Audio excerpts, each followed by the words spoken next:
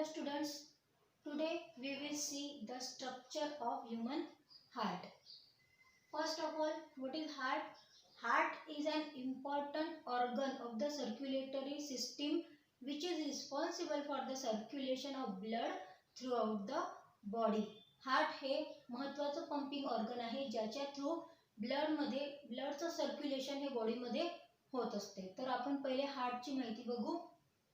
Heart is situated in the thoracic cavity, in the empty space of thoracic cavity called as mediastinum. thoracic cavity मध्ये जी empty space असते दोन लंग्सच्या मधात, त्या empty space ला म्हणतात mediastinum आणि त्याच्यातच हार्ट हे सिच्युएट झालेलं असते. Then heart is mesodermal in origin. डर्म layers माहिती आहेत तुम्हाला, एक्टोडर्म, एंडोडर्म आणि मेसोडर्म. तर त्याच्यापैकी हार्ट हा मेसोडर्मल इन ओरिजिन असतो. आता डायमेन्शन हार्टचं. Heart is near about 12 centimetre in length and 9 centimetre in breadth. It looks like the fist of our hand, broader and apex and narrow to the end. ठीक आहे. त्याच्यानंतर it is near about 250 to 300 gram in weight. म्हणजे 300 gram हे mail मध्ये त्याचं weight असते आणि 250 gram हे फिमेल मध्ये त्याचं वेट असते. त्याच्यानंतर आपण बघू की pericardium. What is pericardium? Pericardium is a sac like structure in which heart is present. तर pericardium is made up of fibrous pericardium and serous pericardium. आता जसं नाव आहे fibrous, is fibrous in nature as well as it is inelastic in nature. Serous pericardium is soft, moist and elastic in nature. Again this serous pericardium has two layers, outer layer parietal and inner visceral layer or epicardium. Parietal layer and visceral layer are separated by the pericardial space. Pericardial space, and pericardial space is filled with the pericardial fluid. Pericardial fluid acts like a shock absorber and provides or prevents the heart from the mechanical injury. म्हणजे हे काय करते, pericardial fluid जे present असते pericardial space मध्ये, हे काय करते, शॉक ऍब्सॉर्ब करते आणि हार्टला कोणतेही इंजुरी होऊ देत नाही. त्याच्यानंतर आपण बघू heart wall. Again heart wall is mesodermal in origin. It has 3 layers, epicardium, myocardium and endocardium. Epicardium is made up of squamous epithelium called as mesothelium. Myocardium is made up of cardiac muscles. Then endocardium is made up of the squamous epithelium called as endothelium. The function of epicardium and endocardium is of protection. It protects the heart. Then myocardium is responsible for the contraction and relaxation of the heart, that is systole and diastole. याच्यानंतर आपण बघू internal and external structure of the heart.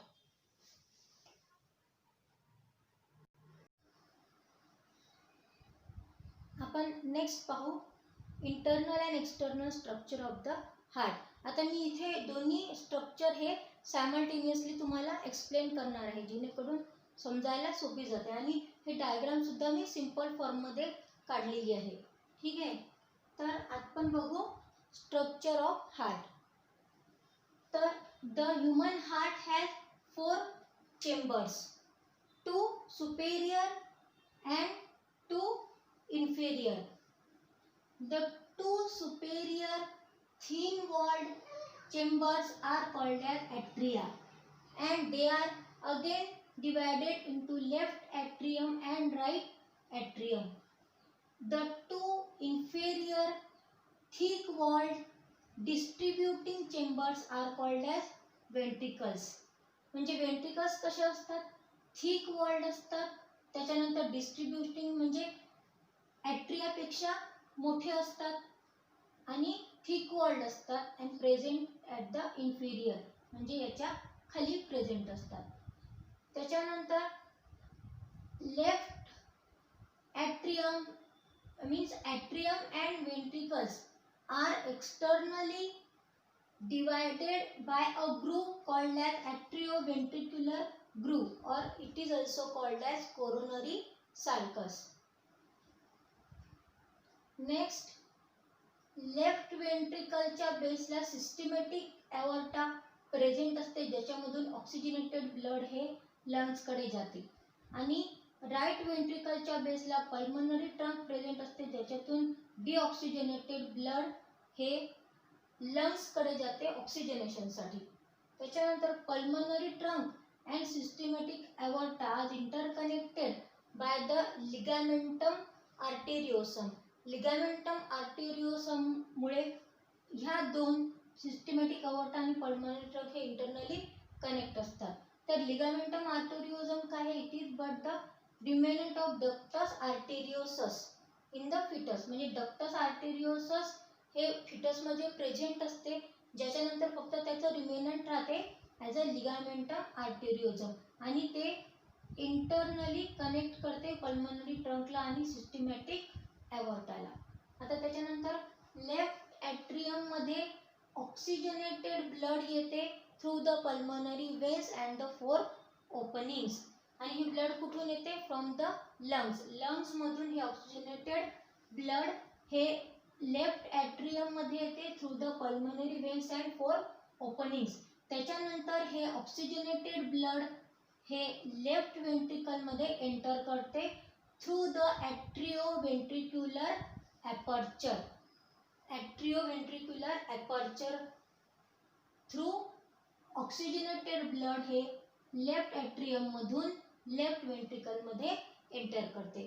तर हे जे left atrioventricular aperture आहे it is guarded by the 2 valves thus it is called as bicuspid valve. 2 valves असतात म्हणून bicuspid wall त्याला म्हटलेलं आहे. तर लेफ्ट ॲट्रिओव्हेंट्रिक्युलर ॲपर्चरला बायकस्पिड वॉल असतात आणि या बायकस्पिड वॉल्स या वेंट्रिकल्स मध्ये प्रेझेंट असणाऱ्या पॅपिलरी मसल्सला अटॅच केलेले असतात. Papillary muscles are present on the inferior side of the ventricles. वेंट्रिकलच्या बेसला पॅपिलरी मसल्स या प्रेझेंट असतात. तर वॉलचं कनेक्शन या पॅपिलरी मसल्स मध्ये कशामुळे होते? कॉर्डी tendineae. Chordae टेंडिनी connects the walls to the papillary muscles and right atrioventricular aperture has the tricuspid wall. Again the wall is connected through the chordae tendineae to the papillary muscles. आणि या कॉर्डी टेंडिनीचं काम काय आहे की जेव्हा ॲट्रियाचं जेव्हा कॉन्ट्रॅक्शन होते तर कॉन्ट्रॅक्शन झाल्यानंतर ब्लड जेव्हा वेंट्रिकल्समध्ये एंटर करते तेव्हा ते ब्लड परत ॲट्रियममध्ये जाऊ नये याचं काम म्हणजे या वॉल करत असतात आणि याला हेल्प कोण करत असते तर chordae tendineae. Chordae tendineae prevents the turning back of the valve. वॉलचं टर्निंग बॅक म्हणजे वॉलचं ओपनिंग ॲट्रियम साईडला होऊ नये याचं प्रिव्हेन्शन करण्याचं काम कॉर्डी टेंडिनी करतात ज्याच्यामुळे ही ॲट्रियम मधलं ब्लड हे वेंट्रिकल्समध्ये इझिली येऊ शकते ड्युरिंग द कॉन्ट्रॅक्शन. त्याच्यानंतर सुपेरियर व्हेना कावा, इन्फेरियर व्हेना कावा, कोरोनरी सायनस याच्या through deoxygenated blood from the entire body enters in the right atrium. Right atrium मध्ये येणारं ब्लड हे डिऑक्सिजनेटेड असते आणि ते पूर्ण बॉडीमधून या 3 ओपनिंग्सच्या थ्रू राईट ॲट्रियम मध्ये एंट्री करत असते. तर इन्फेरियर व्हेना कावा guarded by the eustachian wall, coronary sinus is guarded by the Thebesian wall, then the deoxygenated blood from the right atrium enters in the right ventricle through the right atrioventricular aperture. जे right ॲट्रिओव्हेंट्रिक्युलर aperture असते त्याच्या through हे blood right ॲट्रियममधून right व्हेंट्रिकलमध्ये entry करते आणि त्याच्यानंतर हे deoxygenated blood pulmonary ट्रंकच्या through लंग्सकडे पोहोचवले जाते. कशासाठी? ऑक्सिजनेशनसाठी. कारण हे डिऑक्सिजनेटेड ब्लड असते तर ऑक्सिजनेशनसाठी त्याला लंग्सकडे पल्मनरी ट्रंकच्या थ्रू पाठवण्यात येते. पल्मनरी ट्रंकमध्ये पुन्हा लेफ्ट पल्मनरी आर्टरी आणि राईट पल्मनरी आर्टरी याच्यामध्ये ते डिवाइड होते. त्याच्यानंतर दोन ॲट्रियमच्या मधात म्हणजे राईट ॲट्रियम आणि लेफ्ट ॲट्रियमच्या मधात एक छोटासा खड्डा पडल्यासारखं किंवा छोटासा रिमेनंट असते त्याला म्हणतात fossa ovalis. Fossa ovalis is nothing but the remnant of foramen ovalis which is present in the foetus.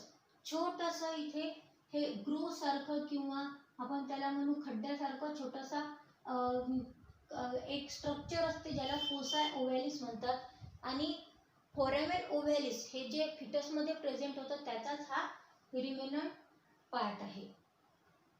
त्याच्यानंतर at the base of the pulmonary trunk and systematic aorta the semilunar valves are present. Semilunar valves या systematic aorta आणि pulmonary trunk यांच्या बेसला आढळतात. यांच्या बेसला त्या present असतात. यांचं काम काय असते? To prevent the back flow of the blood from the व्हेंट्रिकल्समध्ये परत हे ब्लड जाऊ नये during the relaxation of the व्हेंट्रिकल्सचं जेव्हा रिलॅक्सेशन होते तेव्हा हे ब्लड परत व्हेंट्रिकल्समध्ये जाऊ नये याच्यासाठी सेमिल्युनर वॉल या फंक्शन करत असतात.